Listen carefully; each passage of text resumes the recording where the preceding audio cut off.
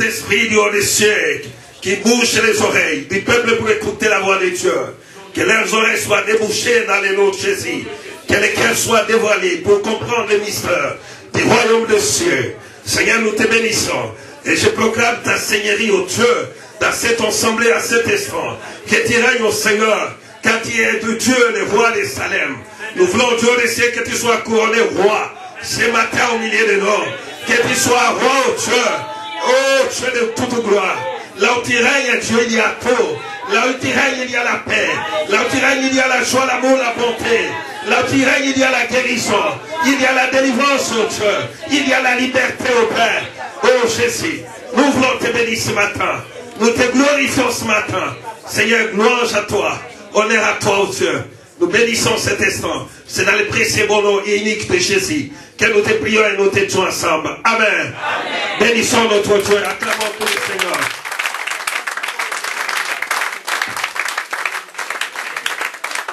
Et nous reprenons nos places rapidement.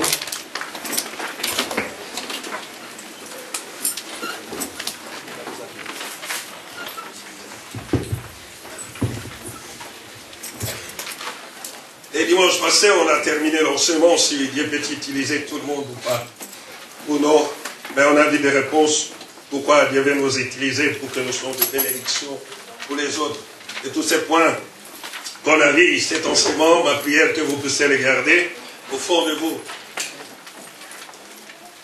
Et mercredi, j'ai donné un des meilleurs enseignements pour ceux qui veulent servir Dieu. Alors, c'est dommage qu'on n'était pas nombreux mercredi. Je souhaite ceux qui veulent servir Dieu de venir mercredi suivre les enseignements. C'est très important. On ne peut pas servir Dieu sans pourtant être instruit par Dieu. Et Dieu établit les hommes pour nous instruire, pour que nous puissions être formés par Dieu. Aujourd'hui, je vais commencer cet enseignement, si je pourrais le terminer ou pas. Parce que notre programme est chargé avec d'autres pasteurs qui vont venir au milieu de nous. Alors, nous les commençons aujourd'hui. Aujourd'hui, ça sera que l'introduction de cet enseignement. Ma prière, que chacun de nous puisse ouvrir ses oreilles. Alors, nous allons voir aujourd'hui vivre le but de Dieu pour ta vie, dans ta vie. Vivre le but de Dieu dans ta vie. Dieu nous a créés pour un but. Ça, c'est très important. Vivre le but de Dieu pour ta vie. Et à savoir que Dieu nous a créés pour un but. Je bénis Dieu. Et ma prière, un frère me disait, mercredi m'a vraiment encouragé, me dit, pasteur, cet enseignement est très bien. Dieu te souviendra de toi un jour. C'est ce que tu enseignes. Un Chinois nous a répondu dans la chaîne de télévision que le frère est en train d'envoyer le message. Il a écouté les enseignements si un Jésus en prêtait en Chine. Alors il a dit, on n'attend pas de type de message. Ce qu'on attend ces derniers temps, que c'est sois béni. Sois béni. Dieu va te délivrer. Et surtout, ce qui vient d'Isaïe, on ne prêche pas le péché là-bas. La raison pour laquelle moi je vais rentrer pour prêcher le péché. Donc, pour ouvrir ces églises. Ils sont devenus les petits magasins. On ne peut pas devenir un enfant de Dieu sans repentance. On ne peut pas hériter les biens de Dieu sans la repentance. On ne peut pas devenir un enfant de Dieu parce que Dieu agit dans mon problème, Tu as qui est qui pour lui? Pour devenir enfant de Dieu, il faut naître de nouveau. Amen. Si quelqu'un n'est pas né de nouveau, il n'est pas un enfant de Dieu. Et ce message, ces derniers temps, ne se passe pas.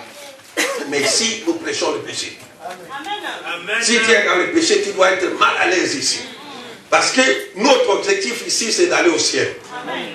Et pour aller au ciel, seul moyen commence par la repentance. Amen. Et pour devenir un enfant de Dieu, on commence par la repentance. Lorsqu'on se répand de ses péchés, maintenant on devient héritier de Dieu.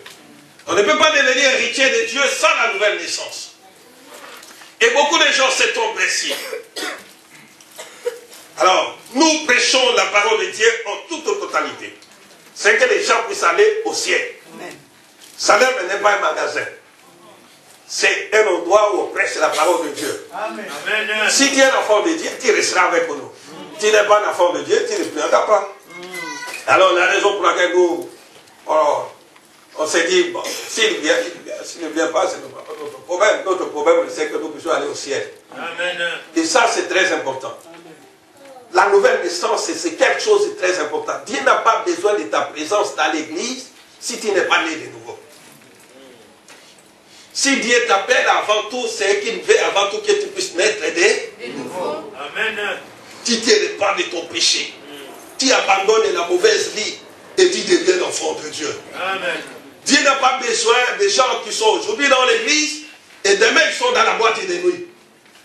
Dieu n'a pas besoin de chrétiens aujourd'hui qui sont dans l'église et dès qu'ils rentrent, ils sont devenus des lesbiennes ou les homosexuels. Dieu n'a pas besoin de ces gens-là. Dieu n'a pas besoin des gens qui sont pieds à l'église aujourd'hui et qui sont dehors, sont des vendeurs de drogue. Dieu n'a pas besoin de ça. Dieu n'a pas besoin des gens qui sont des chrétiens aujourd'hui et ils rentrent à la maison, ils ont des canettes de bière dans la maison, dans leur frigo. Ça, ce n'est pas la volonté de Dieu. Si Dieu vient aujourd'hui, tu iras en enfer. Tu resteras. Et le diable va se jouer de toi. À quoi bon de venir chaque jour le matin avec l'hiver et aller à l'enfer? Vous allez voir même les chrétiens en enfer. Même les pasteurs. Dieu ne joue pas. Dieu n'est pas camarade de quelqu'un. Dieu n'est pas l'ami de Denis. Dieu, il est Dieu. Amen. Donc Dieu, il est mon créateur. Il me commande. Il est capable de me jeter aujourd'hui et me tuer. C'est Dieu-là. Il n'est pas tout simplement le Dieu de grâce. Il est aussi le fait dévorant. Il est Dieu qui jugera l'humanité. Lorsque tu viens à l'église, cherche à dire, je vais être né de nouveau. Devenir un enfant de Dieu. Ça, c'est le plan de Dieu pour toi. Amen. Si cela n'est pas atteint pour toi, alors pose-toi des questions. Mais ici à Salem, nous insistons qu'avant tout devenir un enfant de Dieu. Amen. Amen. Tout ce que tu peux réclamer en Dieu, c'est les petites choses. Lorsque tu es un enfant de Dieu, tout t'appartient. Amen. Et ça, c'est très important. Chercher à connaître Dieu, à être né de nouveau. Lorsque Dieu le viendra, alors tu pourras aller avec lui. Nous voyons tous les signes eschatologiques qui s'accomplissent. Les tremblements de terre, les catastrophes et tout ça, c'est là à nous. Et nous voyons aujourd'hui l'église dans son état d'apostasie. C'est-à-dire l'iniquité sera accrue et la charité du plus grand nombre se refroidira. Donc tellement le mal est en passé, les gens n'ont plus l'amour ces derniers temps. Parce que le mal est atteint les sommets. Alors donc tout ça, nous le voyons ça. Nous voyons l'apostasie où le péché caché de l'église catholique est en train d'être dévoilé. Personne ne pouvait imaginer ça. Et tous les péchés, ça a commencé par le catholique, ça deviendra même au pasteur. C'est la mise à nu. Nous avons aujourd'hui les pasteurs sous là, qui boivent l'alcool devant les fidèles. Tout ça, c'est l'apostasie. C'est l'apostasie. Les gens ne sont pas nés de nouveau. Et surtout à Kinshasa, ce qu'on appelait les Mbikoudi sont des passés des Mbikoudi au prophète. Tous ces Mbikoudi qui montraient les bases là, tout ça, diviner la vie des gens, maintenant ils ont changé tout simplement costume. Les Mbikoudi sont devenus des prophètes. Et ils commencent maintenant à prophétiser. Et ils entraînent des milliers de personnes à l'enfer. Et même ils savent qu'ils sont des Mbikoudi.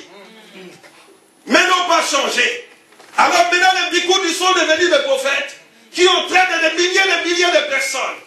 Et les gens les suivent. Voilà l'état de l'église. Lorsque tu viens à l'église, rassure-toi que tu es né de nouveau. Amen. Que tu es prêt d'aller au ciel. Ne fais pas l'erreur dans ta vie. Ne joue pas avec ta vie. Ne joue pas avec ta vie. C'est indispensable que tu sois né de nouveau. Que tu deviennes un enfant de Dieu. Et ça, c'est quelque chose que chacun de nous doit s'examiner. Je pars à l'église, est-ce que j'ai changé? ou je suis toujours le même. Être le même. Un pasteur est allé dans un supermarché. Il ne savait pas que ses frères et gardiens, comme en province là-bas. Il ne savait pas que le frère qui est là, qui est frère Blaise, travaillait là. Alors, le frère était là. Le pasteur avec son sac, il rentre. Canette, viens. Il vient à la caisse. Il a pris ça. Lui, il ne savait pas que lui, il a déjà prêché les frères. Mais comme on nous connaît bien, le frère regardait. Et après, m'a passé.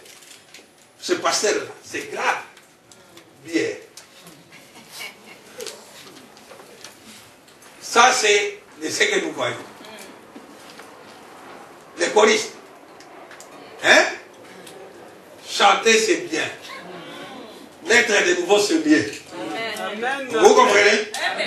Lorsque tu es né de nouveau, il n'y a pas de problème. Amen. Je ne sais pas comment le Saint-Esprit me pousse à vous parler de ça. Mais ça me prend vraiment au cœur ces derniers temps. Que des gens sont nés de nouveau.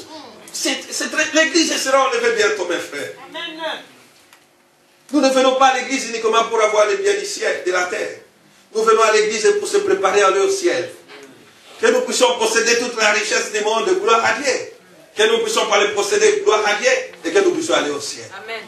Et que le Seigneur, s'il revient aujourd'hui, il pourrait te dire, viens dans ma maison. Amen. Viens dans ma maison. Viens dans ma maison. À quoi bon de venir à l'église si tu n'es pas né de nouveau? Des années, des années. Voleur numéro 0 chez toi. Hein? Il y a des frères de longues mains. Et des sœurs qui ont des longues mains.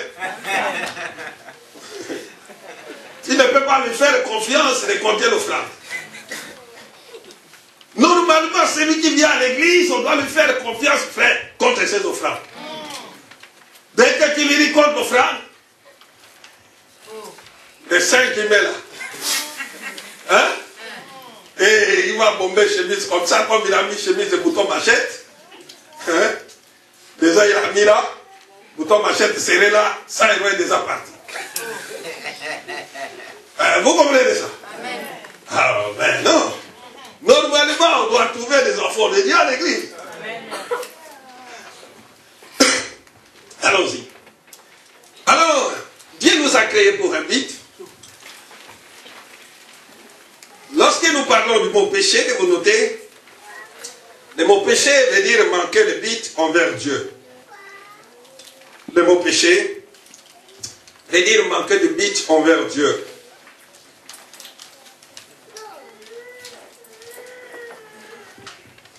Le mot que nous parlons, c'est la transgression de la loi. Mais dans le sens exact, c'est manquer de but envers Dieu. On dit cet homme a péché, c'est qu'il a manqué de but envers Dieu. Et ce mot en hébreu, péché en hébreu veut dire kata. Pas catastrophe, mais kata. K-H-A-T-A. Qui veut dire ce qui manque le but. K-H-A-T-A. Kata. En hébreu. C'est-à-dire, en hébreu, c'est-à-dire ce qui manque de but. Mais tandis qu'en grec, je vais faire quelle introduction aujourd'hui? Tandis qu'en grec veut dire armatia. Ce qui veut dire armatia. H-A-R-M-A-T-I-A. Alors, en grec, lorsqu'on parle de ce mot, c'est-à-dire il veut parler ici de ce qui passe au-dessus de la ligne normale. Ce qui passe au-dessus de la ligne normale.